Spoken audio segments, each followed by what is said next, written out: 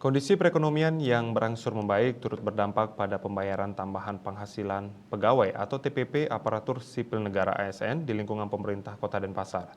TPP yang semasa pandemi COVID-19 lalu dibayarkan 75 dan 85%, kini diberikan 100% dengan beberapa ketentuan yang berlaku sesuai amanat peraturan perundang-undangan.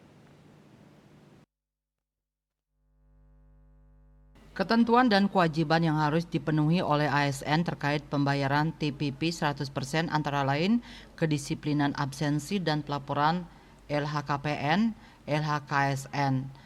Ada juga kewajiban memiliki kompetensi dan sertifikat pengadaan barang jasa pemerintah BPJ bagi ASN yang bertindak sebagai pejabat pembuat komitmen PPK yang dalam hal ini dijabat oleh pejabat administrator atau eselon 3 paling lambat 31 Desember 2023. Wali Kota Denpasar Igusti Ngurah Jayanegara menguraikan ketentuan soal kewajiban memiliki sertifikat PBJ. Menurutnya, hal ini didasarkan pada Perpres nomor 16 tahun 2018 tentang pengadaan barang jasa pemerintah dan Perpres nomor 12 tahun 2021 tentang perubahan atas Perpres nomor 16 tahun 2018 pasal 88 huruf B dan huruf C. Di sana diamanatkan bahwa setiap ASN yang bertindak sebagai PPK wajib memiliki sertifikat keahlian PBJ. Hal itu juga yang menjadi dasar pertimbangan dikeluarkannya peraturan soal pembayaran TPP ASN di Kota Denpasar yang dituangkan dalam Perwali nomor 61 tahun 2023 tentang TPP ASN.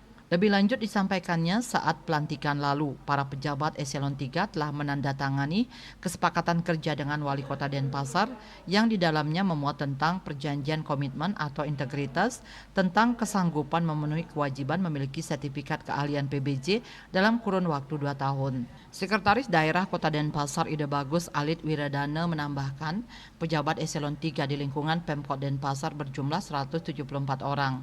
Dari jumlah ini 130 orang telah memiliki sertifikat keahlian PBJ. Pihaknya akan melakukan pendampingan bagi pejabat eselon 3 yang belum memiliki sertifikat keahlian PBJ. Hal ini sebagai upaya menjadikan SDM ASN di Kota Denpasar berkualitas dan kompeten. Widya Stuti, Bisnis Bali melaporkan.